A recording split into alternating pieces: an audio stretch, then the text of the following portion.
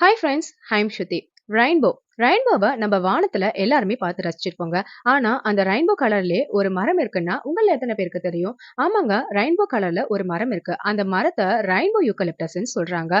இந்த மரத்துல மிண்டோ பசைன்னு சொல்லிட்டு ஒரு வகையான திரவியம் வெளிப்படுறதுனால தான் இந்த மரத்தை ரெயின்போ யூக்கலிப்டஸ்ன்னு சொல்றாங்க. இந்த மரம் இந்தோனேஷியாவை தாயகமா கொண்டிருக்கு.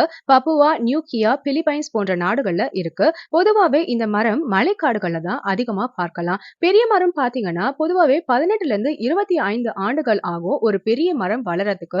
ஆனா இந்த மரம் வந்து 10 வருடங்கள்லயே இந்த மரம் முழுமையான வளர்ச்சி அடைஞ்சிரும்னு சொல்றாங்க. விரைவா வளரக்கூடிய இந்த மரம் 250 அடி உயரம் வந்து வளரும்னு சொல்றாங்க. இதோட ஆயுட்காலம் பாத்தீங்கன்னா 50ல இருந்து 150 ஆண்டுகள் வரை வாழக்கூடியதுன்னு சொல்றாங்க. மரத்தோட முதுமைக்கேற்ப பல வண்ணங்கள்ல காட்சியளிக்கிற இந்த மரம் பெரும்பாலும் சிவப்பு, மஞ்சள், பச்சை, வெள்ளை, இளஞ்சிவப்பு போன்ற கலர்ல தான் வந்து காட்சியளிக்குது. அதே மாதிரி வெப்ப காலத்துல பாத்தீங்கன்னா பச்சை நிறத்திலும் காஃபி நிறத்திலும் தான் இந்த மரம் வந்து காட்சியளிக்குதுன்னு சொல்றாங்க. இதோட ஸ்பெஷாலிட்டின்னு பாத்தீங்கன்னா மழை காலங்கள்ல தான் இதோட வர்ணஜாலத்தையே காட்டும்னு சொல்றாங்க. நாட்டுப்புற மருத்துவத்திற்கு அதிகமா இந்த மரம் வந்து பயன்படுது. இதோட இலைகள் பாத்தீங்கன்னா கொசுக்களை விரட்டுறதுக்காகவும், ஆஸ்துமா, இருமல் போன்ற நோய்க்கு சிகிச்சை அளிக்கிறதுக்கு, தேநீர்ல கலந்து பருகிறதுக்காகவும் பயன்படுது.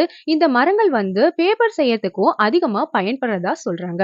மற்ற யூக்கலிப்டஸ் மரம் மாதிரியே வருஷத்துக்கு ஒரு வாட்டி மரப்பட்டைகள்லாம் உரியப்பட்டு முதல்ல பச்சை நிறத்துல தான் வந்து தோன்றும்னு சொல்றாங்க. அதுக்கப்புறம் தான் பல வண்ணங்கள்ல காட்சி அளிக்கிறதா சொல்றாங்க.